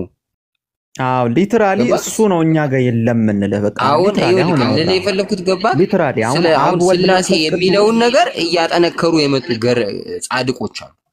አፈረሱት እንጂ ምን አጠነከሩ? የአንድ ሰው የህይወት ታሪክ ራሱ ስለ እግዚአብሔር ማለት አፈረሱት እንጂ እውነተኛ ፈረሰ እንጂ አብ ወልድ መንፈስ ቅዱስ ኖ እንደዚህ እየነገሩ ነው የሚሄዱት እያጠናከሩ። አሁን ልክ እንደዚህ አይነት ሰው አለው ገርሉ የተጻፈለት ይሄ ግልጠት የለም። አሁን ይሄ ወደ ገድላት ብንገባ ምናልባት አንተም አይምሮህን ይቀበለዋል ይሁን የሚያስብሉ ጥያቄዎችን ማንሳት ይቻላል። በርግጥ አሁን እሱ ርዕሳችን እሱ ስላልሆነ መነሻችን እሱ ስላልሆነ ወደዛ አልገባም። ለምሳሌ አብ ወልድ መንፈስ ቅዱስ እንትን ብሎ በሽማግሌ መተው ፈቅ አረጓቸው ምናምን ብላል ተሸክመው ወደዛ አደረጋቸው። እያወራ ያለው ስለ አምላክ ነው ባይዘው። ግን በኢስላሚክ ላይ እንደነገርኩ ሊትራሊ ቅድም የመጀመሪያ መልሴ ላይም አጠናክሬ እንደነገርኩ አጭሩ የእስላሞች ገድል አለ ወይ ማለት ነው እኮ የእስላሞች ገድል ብሎ ማለት ስለ እስልምና የሰሩ ማለት ሆነ ይወለ ስለ እስልምና የሰሩ ስለ እስልምና የለፉ አንዱን አምላክ ነብዩ መሐመድ ባስተማሩት መሰረት ሲያስተምሩ ከሆነ ይሄ ከሆነ ዴፊኒሽን አለ። አይ አይደለም እንደዚህ ያስተማሩ ብቻ ሳይሆን ለምሳሌ አሁን ለመሐመድ እንደተገለጸለት ሁሉ ለነሱም ተገልጾላቸው ወይ መልአክ ተገልጾ ወይ እግዚአብሔር ራሱ ተገልጾላቸው ገባክ? ልክ እንደ አቡዬ ማለት ነው ያልኩ ነው። እውነተኛው አረባክን መለስኩ። እኮ እሱ አሁን እኮ እሱ አለመኖሩ ነው እኮ ችግሩ። አይ ምንም ችግር አይደለም። አንድ ሰው ብቻ ሲሆን የአንድ ሰው ምስክርነት ለመቀበል ከባድ ነው። አይ ይሄ ቢኖር ነበር ችግሩ። ማንኛውም ሰው እየተነሳ ተገለጠልኝ እያለ አይምሮ እንኳን ሊቀበለው ያልቻለ አሁን አንተ እንዳልከው አይነት ታሪኮችን ይጻፉ ነበር። ግን አላህ Subhanahu Wa Ta'ala ቁርአኑ ላይ 100% ዲኑን ሞልቶ ሊጨመርበትም ሊቀነስበትም የማይገባ ግልጽ ነው። ሊጨመርም ሊቀነስም የማይገባ የሆነ ሙሉ ዲንን ሰጥቶን ነው ለነብያችን መሐመድ ሰለላሁ ዐለይሂ ወሰለም ወደ አኺራ ይወሰዳቸው። ዲኑን ሞልቶ ሙሉ መመሪያ አድርጎ ማለት ነው። መጨመርም መቀነስም የማያስፈልገው እንጂ ከጊዜ በኋላ አንዴ በሽማግሌ አንዴ በእንትን የመጣ በመገለጥ አይደለም። ስለዚህ ችግር ሳይሆን ምን ያህል እንደዛ ብቻ ሳይሆን እኮ ለምሳሌ ኢየሱስ ራሱ ተገልጾ አናግሯቸዋል አቡዬን ማለት ነው እኮ እሱ መገለጥ የለም እኛ ጋር ያልኩ እኮ ነው። አሁን ተራበተ ኦኬ ገድል ላይ እንግባ ልጠይቅህ ጥያቄዎች አሁን ችግር የለውም ወደዛ ማግባት ይቻላል። ግን ርዕሱ ያው የእናንተ ሃይማኖት ላይ ጥያቄ ስለሆነ ልክ አሁን አላህ አንድ አምላክ ነው የሚለው እንበልሽ ስሚዞ እናስተናግድ እንጂ እሱ እንደምታየው ኦሪጂናል ኦርቶዶክስ ነው። ምንም የሚያጣላን ነገር የለም። እሱ ኮምፕሊትሊ ይቀበለዋል፣ እኛ አንቀበለውም። በቃ ሌላ ነገር የለም። ኦኬ እንደዛ ቢኖር ይመለጣል። አሁን ፀሐይ ላይ ምናምን ምን ገድል ነበር? ፀሐይ ላይ ምናምን እንትን ያሉ እውነተኛ ፀሐይ ላይ የቆሙ ነው ፀሐይ ምን ፀሐይ ላይ የቆሙ አባት አሉ መሰለኝ ይባላል መሰለኝ። እሱ ነገር ፀሐይ አሁን አንተ ፀሐይ ላይ የቆሙ የሚለውን ትቀበላለህ? በደንብ ነው እኮ ፀሐይ ላይ የቆሙ የሚል እንዴ የቤተክርስቲያን መጽሐፍ ሆነ በደንብ ነው መቀበል። ስሚዞ ይሄን እኮ ነው ያልኩ። በቃ ይሆናል። እኔ ወላሂ እኔ በጣም ነው የሚመቸኝ እውነት አማኝ ማለት ለምን እንደሆነ ታውቃለህ? መቀበልበት አማኝ ግን ባይዘው እውነተኛው እንዳንተ ይላል። እኔ የማረገውን ያደርጋል ከዚህም ይበልጥ ያደርጋል ወርጌታ። አይ በቃ ማመን እንዳንተ አውቆ አሁን እዚህ ቲክቶክ ላይ የምናውቃቸው አፖሎጂስቶች ነገርየው ለክርክርና ለሙግት ስለማይበቃና እንዳንተ አይነት ደረቱን ነፍቶ እንደዚህ አይነት ነገሩን አምናለሁ ብሎ ከተቀበለና ካወጀ ምእመኑ ትንሽ አይምሮ ላይ ከብደውና ገብተዋል። ምእመኑ ለምሳሌ በጣም ከዚህ በላይም ልናነሳ እንችላለን። እንደዚህ እንትን ብለው የቆሙ እንደዚህ ያህል ሳይበሉ ይሄን ያህል አመት ያሳለፉ ብዙ ናቸው። የገድል ነገር እንደምታውቀውና ይሄን ፈርተው ገድል የሃይማኖታችን ዋና እንትን አይደለም ዋናው እንትን ነው የሚሉ መቼስ ታውቃለህ። እዚሁ ቲክቶክ ላይ መቼስ መለስ ምትል ከሆነና እንደሱ ቢሉም እኮ ሪል ኦርቶዶክስ አንተ ዝም በሉ ተባሉ እኮ ከንጹህ ምንጮች የተቀዱ ናቸው ብለው እኮ ሊቃውንቱ መለሱላቸው እኮ። ልክ ነህ። አክቹሊ ስሚዞ ስለ እውነተኛው የመሬቱ ኦርቶዶክስ አንተ ነህ። ስሚዞ ስለ እውነተኛው ካላወቅ ማለት ነው እውነተኛው ጋር እንደ እውነቱን ለመናገር እኔ አሁን ምንም የማነሳው ጥያቄ ቀደም ብቻ የጠየቅኩት የሆነ ከሱ አንፃር ማወቅ መፈልገው ነገር ነበር። ጥያቄም አልገባውም አልመለሰልኝም ምናምን ያው ቀስ ብሎ አንዳንድ ነገሮች በእንቅልፍ ያልፋሉ ስለሚባል ተኝቶ ምናምን ሊገባው ይችላል ብዬ አስባለሁ እንጂ ከሱ ጋር አሁን እኔ ምንም እንትን የሚለኝ ምናምን ነገር የለም። ምክንያቱም ሶስት አምላክ ናቸው የሚል ሰው ነው። ኦልሬዲ በቃ ኖርማል ነው። አንድ አምላክም አንድም ነው ምንድነው አንድ ምንነት ሶስት ማንነት የሚለውን አንድ መለኮት ሶስት አማልክት ወይም ደግሞ ሶስት አምላኮች በቃ ትክክለኛ እንትን ላምጣልክ ቤተክርስቲያኗ እንደዛ እንደምታመን ላምጣልክ ችግር የለውም። ሌላ ኦርቶዶክስ ሲገባ ማለት ነው እውነተኛው ካንተ ጋር እናወራለን። ኖርማል ነው። እንደዛ ብለው ሲክዱ ቅድም አይተዋል ተዋህዶን ትንሽ ቆይታ ምን ሌላ ሰው ታዲያ አሁን አባሪያ ቆስ አንዴ ላውራልህማ አይ ቆይ የሚሰሙ ስላሉ ከታች ሆነው ላውራልክ በመጀመሪያ ስለ እንትን ላውራልክ መለኮት የሚለውን ለአንድነትም ለተለየ አካል ስላሴ ቆይ አረ ቆይ በዚህ ሌሊትማ ስለ ስላሴ አታስረዳኝም። እኔ ታውቃለህ በደንብ ይገባኝ ስላሴ እንደማውቅ። አዎ በዚህ ሌሊትማ አረ ከባድ ነው። አይ ተመችቶኛል። አሪፍ ነው። አዎ እንዴ ወላሂ በጣም አሪፍ ነው። እኔ እንደዚህ ቢሆን እስሚ እንጣላለን እንዴ እንጨቃጨቃለን? አንጨቃጨቅም እኮ እኛም ሃይማኖታችንን ሰብካለን። እነሱ ሲያስረዱ ኮምፕሊኬት አድርገውት ነው እንጂ እኮ ውስጣቸው እኔ እንደምልህ ነው ያለው። ለምሳሌ አሁን ለምሳሌ አባ ሕርያቆስ ምን ይላል መሰለህ? አብ ፀሐይ ነው፣ ወልድ ፀሐይ ነው፣ መንፈስ ቅዱስ ፀሐይ ነው ብሎ ከሁሉ በላይ የሆነ አንድ የእውነት ፀሐይ ነው ይለዋል። ስለዚህ ምን ማለት ነው? አብ አምላክ ነው፣ ወልድ አምላክ ነው፣ መንፈስ ቅዱስ አምላክ ነው፣ ከሁሉ በላይ የሆነ አንድ የእውነት አምላክ ነው። አየህ፣ ሶስት አምላክም ነው፣ አንድ አምላክም ነው። በቃ ትክክለኛው እኮ ይሄ ነው። ጌታ ይባርክ። አሁን አንተ ማንነትና ምንነትን ላስረዳ ብለህ ብታስረዳ በእኔ በስሚዝ ባል አሁን እነዚህ ደፍረው እንዲያይበሉ እንጂ ይኸውልህ ደፍረው አይበሉ እንጂ እኮ ይኸውልህ አብ እግዚአብሔር ነው ስለው አዎ ይላል፣ ወልድም እግዚአብሔር ነው ስለው አዎ ይላል፣ መንፈስ ቅዱስም አዎ። ከዛ ሶስት እግዚአብሔር ሆነ ማለት አይደለም ስለው አይ ይላል። ደግሞ መልሶ ለምን እንደው ታውቃለህ?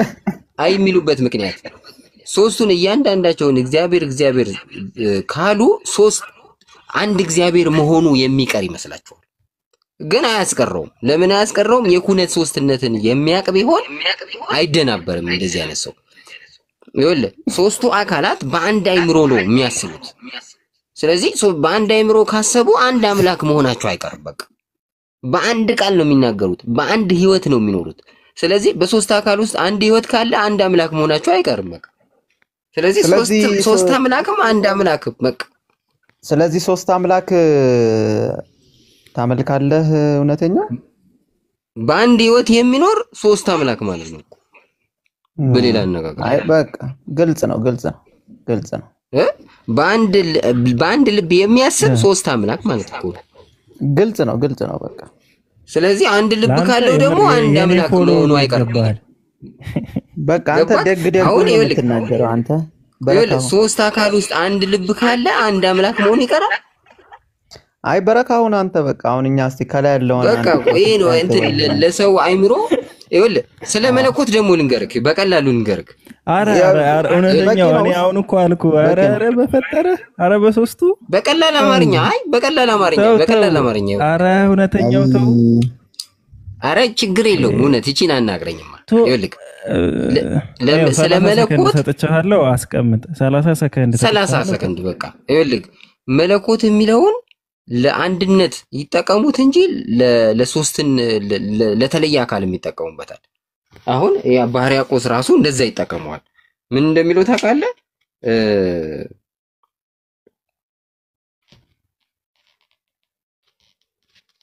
በቃ 30 ሰከንድ አልቋል። አይ መጽሐፉን ላወጣልህ ነበር። ከመጽሐፉ ላንብብ። ችግር የለውም። እሺ እውነትን በፍቅር እንነጋገራለን። ይኸው በቃ ይኸውልህ እቹት በቃ 30 ሰከንድ። ምን እንደሆነ ታውቃለህ?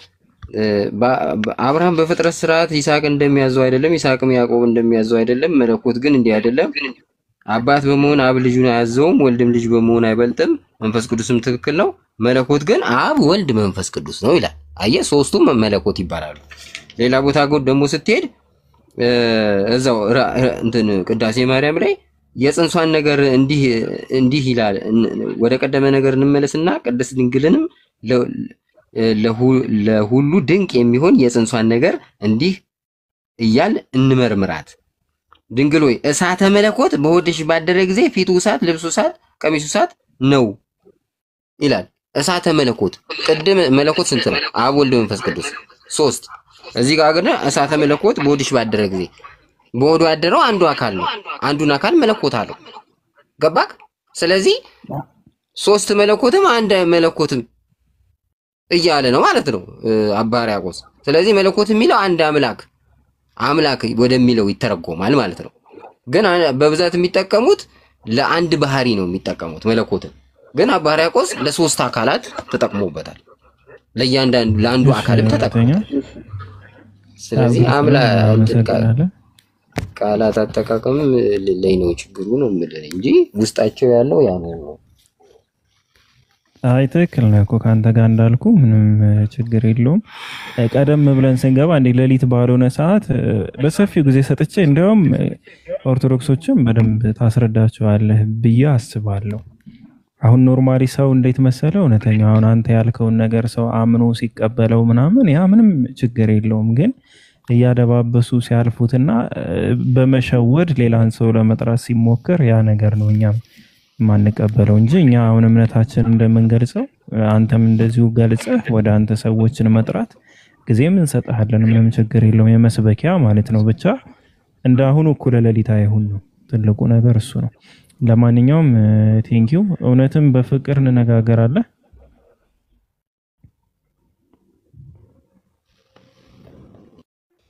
እውነትም በፍቅር አለ። ሰላም፣ እንዴት አመሸ? ሰላም ነው፣ እግዚአብሔር ይመስገን። ሁላችሁም ሰላም ብያቸዋለሁ፣ ሙስሊም ክርስቲያን። እኔ እንኳን ጥያቄ መጠየቅ ይቻላል? ወይ በጣም ስለቆየህ ላስተናግድህ እችላለሁ፣ ግን ድምጽህ እየተሰማ አይደለም። በመጀመሪያ ከየት ቤተ እምነት ነህ? ኦኬ፣ እሺ፣ አሁንስ ይሰማል? አዎ ትሰማለህ እኮ የሆነ ጎላ ያለ ግን አይደለም ነው እንጂ ትሰማለህ። እሺ፣ ከታች ያሉት ግን እየተቸገሩ መሰለኝ። ኦኬ፣ እሺ። አይ እሱ አጠገቤ ስለሆነ እንጂ ችግር የለውም። እኔ ከፕሮቴስታንት እምነት ተከታይ ነኝ። ማለት የሚመች ከሆነ ችግር የለውም ከመለስክልኝ፣ ማይመች ከሆነ ደግሞ ኔክስት እንገናኛለን። ደስ እንዳለክ። አይ እኔ ያክል ጊዜ ጠብቀህ ኔክስት አይከብድም? እስሚዞ አለ አይደል? እናስተናግደው። እስሚዝ ይጠይቅ አስገቡትና የሚችል ከሆነ እውነት በደንብ እንደውም ጥያቄ ሰብሰብ አድርገህ እንደውም ትጠይቃለህ። ኡስታዝ ወሂድ ሁለቱም ኡስታዞች በቃ ሁለቱንም ኢንቫይት ላድርጋችሁ። ከተመቻችሁ ኢንቫይትን ተቀብላችሁ ግቡ። እሺ፣ እውነትን በፍቅር ጥያቄህን አቅርብ። እሺ። በመጀመሪያ አመሰግናለሁ ጥያቄ ስለተቀበላችሁ። ካላበዛውባችሁ ያው ጥያቄው ብዙ ነው፣ ግን ለዛሬ ትንሽ ብቻ ልጠይቃችሁና ቀጣይ ኔክስትም ጠይቃችኋለሁ። እኔ ቁርአን እየጠቀስኩ ነው የምጠይቅህ። ሱራውን እነግርሃለሁ፣ እዛ ጋር እንድታስረዳኝ ነው የምፈልገው።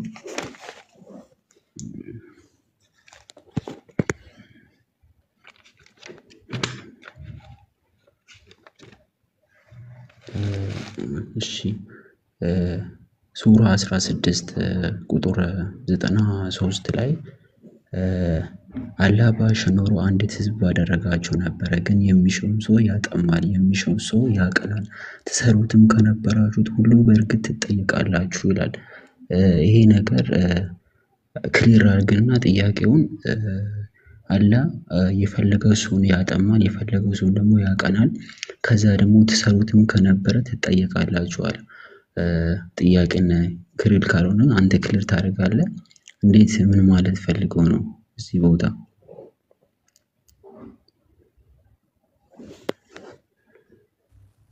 እሺ፣ አንቀጹ ላይ እንዳመጣው ቆይ አንዴ ቁርአኑን ልክፈትና ላንብብ። አላህ በሻኖሮ አንድ ህዝብ ባደረጋችሁ ነበር ነው የሚለው። ያ ማለት አላህ Subhanahu Wa Ta'ala አንድ አማኝ ብቻ ማድረግ ይችል ነበር ነው። ምክንያቱም ለምሳሌ መላእክቶችን ብታይ አማኞች ብቻ ናቸው፣ ከነሱ ውስጥ ከሃዲ የለም። ምክንያቱም የመምረጥ ነፃነት የላቸውም፣ የመምረጥ ነፃ ፈቃድ የላቸውም ማለት ነው። ሶ በዛ ምክንያት አላህ Subhanahu Wa Ta'ala ቢሻ ኑሮ ልክ እንደ መላእክት አንድ ወጥ የሆነ ህዝብ ያደርጋችሁ ነበር። ነገር ግን ነፃ ፈቃድ ሰጥቷችኋል ነው። ሶ አላህ ደግሞ የሚሻውን ያጠማል የሚሻውንም ያቀናል ይላል። ስለዚህ አላህ ለማጥመም የሚሻው ምን አይነት ሰው ነው ወይም ደግሞ አላህ የሚያጠመው ምን አይነት ሰው ነው የሚለውን ነገር ደግሞ ማየት ነው ማለት ነውና ቁርአን ላይ ብዙ ቦታ ላይ ያስቀምጠዋል ምን አይነት ሰዎችን አላህ Subhanahu Wa Ta'ala እንደሚያቀና ምን አይነት ሰዎችን ደግሞ እንደሚያጠም። ስለዚህ አላህ Subhanahu Wa Ta'ala ዝም ብሎ አይደለም ሰዎችን የሚያጠመው ወይም ደግሞ የሚያቀነው። መጀመሪያ ቅኑና ጠማማው መንገድ አላህ Subhanahu Wa Ta'ala ሁለቱንም ግልጽ አድርጎ ለኛ አሳውቆናል። በሱራ 90 ቁጥር 10 ላይ ሁለት መንገዶችም አልመራነውም ምን ይላል። ስለዚህ ቅኑና ጠማማው መንገድ የሚባሉትን ሁለት መንገዶች አላህ Subhanahu Wa Ta'ala ለኛ ለባሪያዎቹ ምን ብሏል መርቷል ማለት ነው። መመራትና መጥመም ደግሞ የሰው የራሱ የሆነ ነፃ ፈቃድና ውሳኔው የራሱ የሆነ ምርጫው ነው። በሱራ 17 ቁጥር 15 ላይ የተመራ ሰው የሚመራው ለራሱ ብቻ ነው፣ የተሳሳተም ሰው ደግሞ ጉዳቱ በእርሱ ላይ ነው ይላል። ስለዚህ አንድ ሰው የሚመራው ለራሱ ብቻ ነው፣ የሚሳሳተውም ደግሞ ጉዳቱ በእርሱ ላይ ነው ማለት ነው። በሱራ 10 ቁጥር 108ም የተመራም ሰው የሚመራው ለራሱ ነው፣ የተሳሳተም ሰው የሚሳሳተው ጉዳቱ በራሱ ላይ ነው ይላል። ስለዚህ አላህ Subhanahu Wa Ta'ala ማንንም እንዲሳሳቱ ፎርስ አያደርግም፣ ማንንም ደግሞ እንዲመሩም ደግሞ ፎርስ አያደርግም። ግን ቅኑን መንገድና ጠማማውን መንገድ ሁለቱንም ግን ምን ያደርጋል ግልጽ አድርጎ ያስቀምጣል። ሱረቱል በቀራ ምዕራፍ 2 ቁጥር 256 ላይ በሃይማኖት ማስገደድ የለም ቅኑ መንገድ ከጠማማው በእርግጥ ተገለጸ ይላል። ስለዚህ ቅኑን መንገድ ከጠማማው ገልጾታል ነው። ግን አላህ Subhanahu Wa Ta'ala የሚመራው አለ። ምንድነው የሻውን ይመራል አይደል ሚል አላህ Subhanahu Wa Ta'ala የሚመራው አካል አለ። እነሱና ማን ናቸው?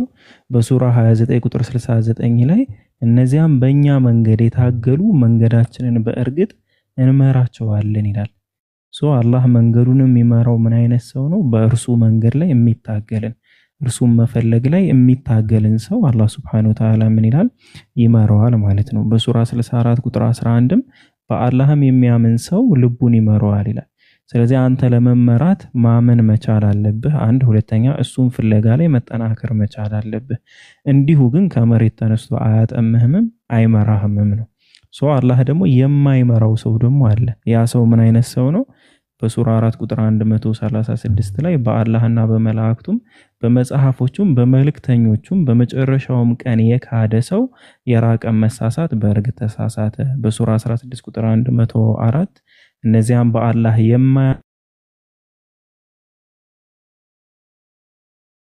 የማያምኑትን ሰዎች አላህ Subhanahu Wa Ta'ala አይመራም ነው። የሚያጠመው ምን አይነት ነው ካልከኝ በሱራ 14 ቁጥር 27 ከሃዲዎችንም አላህ ያጠማቸዋል ይላል። ስለዚህ አላህ Subhanahu Wa Ta'ala የሚያጠመው ሰው አለ። አዎ አለ። ምን አይነት ሰው ናቸው? ኦሬዲ ከመጀመሪያው የካዱ ሰዎችን ነው የሻው የተባለ እንደዛ ነው። እነዛ ከመጀመሪያው የሚክዱ ሰዎች አላህ Subhanahu Wa Ta'ala ያጠማቸዋል። ለምን? ስለካዱ ማለት ነው። የሚያቀናቸውንም ከላይ ያሉ የሚመራቸውንም ጠቅሰናል ማለት ነውና የሚሻውን ያጠማል የሚሻውን ይመራል ሲል አላህ የሚሻው ለመምራት ምን አይነት ሰው ነው? እሱን በማወቅ ላይ የሚፈልግን የሚታገልን ሰው አላህ ሲመራው፣ የሚያጠመው ደግሞ ምን አይነት ሰው ነው? ከሃዲ የሆነን ሰው አላህ Subhanahu Wa Ta'ala ያጠማል። መናፍቅ የሆነንም ሰው ልክ እንደዛው ያጠማል ማለት ነው። ግን አንድ ህዝብ ማድረግ በሻን ኑሮ የሚለው ግን አንድ ህዝብ ያላደረገ ምክንያት ሰው አድርጎ ስለፈጠረን የራሳችን ነፃ ፈቃድ ስላለንና በራሳችን መንገድ መሄድ እንድንችል አድርጎ ስለፈጠረን ነው። ለዛ ነው ከፍጥረታት በሙሉ በላይ የአደም ልጅ የከበረው። ምክንያቱም በራሱ ህሊና በራሱ አእምሮ ተጠቅሞ ሁለት በተቀመጡለት ሁለት መንገዶች መሰረት መጥፎ ይሄ ነው ጥሩ ይሄ ነው ተብሎ የፈለገውን መምረጥ ስለሚችል ማለት ነው። ናስም ይዞ ሐሳብ ካለ ጨምርለት፣ ካልተመለሰ ደግሞ ያልተመለሰልህም ፖይንት አንስተ መጠየቅ ትችላለህ። እውነት ነው። ስሚዝ ጨምርለት። እሺ ወንድሜ አመሰግናለሁ። ቀጣይም የቁርአን ጠቅሼ ነው የምጠይቀህ። እሺ ሱራ 6 ላይ የቤት እንስሳ ምዕራፎች ነው መሰለኝ የሚለኝ። ከቀጣዩ ይቅርታ፣ ከቀጣዩ ጥያቄ በፊት ያሁኑ ፒኬ እንትን ያለ ላይ ማለት ፖይንቱ ገብቷል፣ ይዘዋል ነጥቡ ነጥቡን ይዘዋል። እሺ ወንድሜ ይሄን ነገር ጨምርልና ከዛ በኋላ ቀጣይ ይሰጣሉና ችግር የለውም። አመሰግናለሁ። ሱራ ምዕራፍ 6 ላይ ቁጥር 125 ላይ አላህ ለሚመራው የሚሻውን ሰው ደረቱን ልቡን ለእስላም ይከፍታል፣ ለሚያጠመው የሚሻውን ሰው ደረቱን ጠባብ ቸጋር ወደ ሰማይ ለማውጣት እንደሚታገል ያደርገዋል። እንደነዚሁ አላህ በእነዚህ በማያምኑትም ላይ ርክሰትን ያደርጋል። ይቅርታ ከአነባበቤ ካልተረዳችሁ አንተ እያስተካከልክ ታስረዳኛለህ። እሺ ቃሉን ተሳስቼ ከሆነ ሶሪ። ተመሳሳይ ነገር ነው ያወራኸው። አንቀጹን ስንት አልከኝ? አንቀጹን ባነብልህ ይገባሃል ብዬ ነው። ዝም ብሎ አንቀጹን ብቻ ባነበው ስንት አልከኝ? ምዕራፍ 6 ቁጥር ስንት?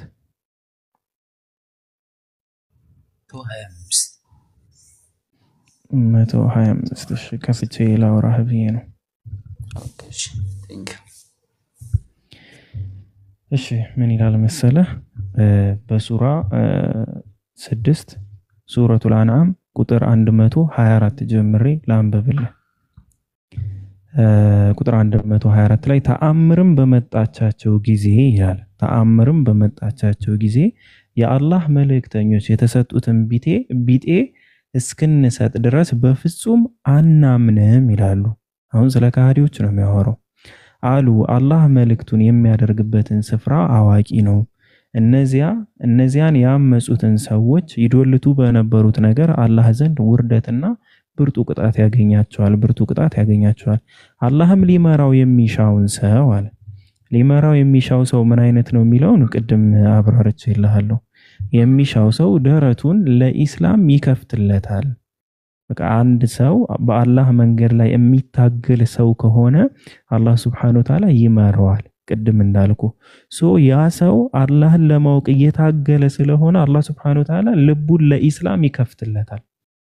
ሐሳቡ ከገባ ሊያጠመውም የሚሻው ሰው ደረቱን ጠባብ ቸጋራ ወደ ሰማይ ለመውጣት እንደሚታገል ያደርገዋል ይላል። እንደዚሁ አለ አላህ በእነዚያ በማያምኑት ላይ እርክሰትን ያደርጋል። ስለዚህ ይሄ አላህ ሊያጠመው የሚሻው ሰው ምን አይነት ሰው ነው? የማያምን አይነት ሰው ነው።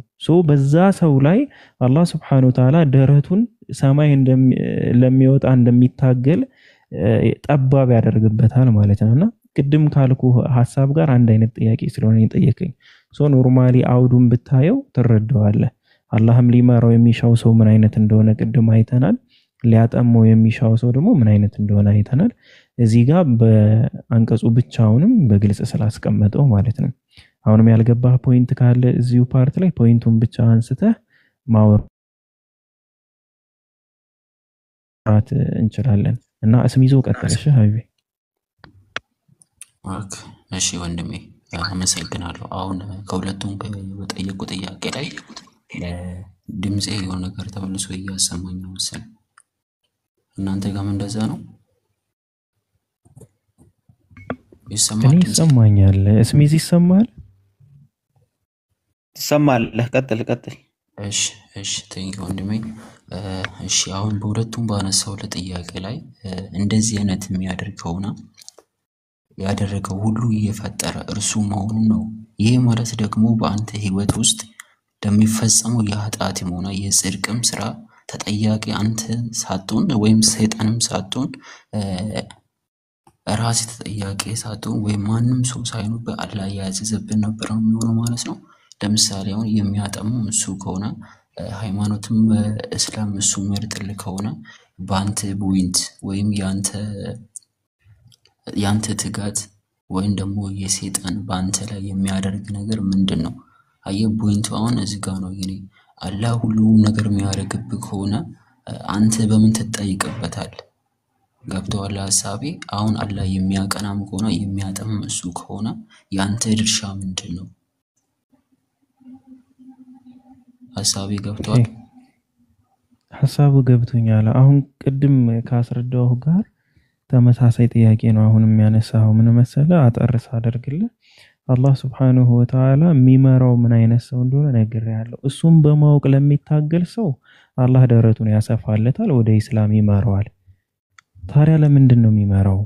ምክንያቱም እሱን ለማወቅ ስለታገለ። እሱን ለማወቅ የሚታገለው ትግል የማን ስራ ነው? የአላህ ስራ ነው? አይደለም፣ የሰውየው ስራ ነው። የአላህ ፍቃድ የሆነ የሰውየው ደግሞ ድርጊት ነው፣ የሰውየው ስራ ነው። የሰውየው ፍላጎትና ስራ ድርጊቱ ስለሆነ አላህ Subhanahu Wa Ta'ala በፍላጎቱ ልክ ይሰጠዋል። አይ ያኛው ለሚያጠመውስ ምን አይነት ሰው ነው ሲባል ደግሞ ከሃዲ ብሎ አስቀምጦታል አላህ።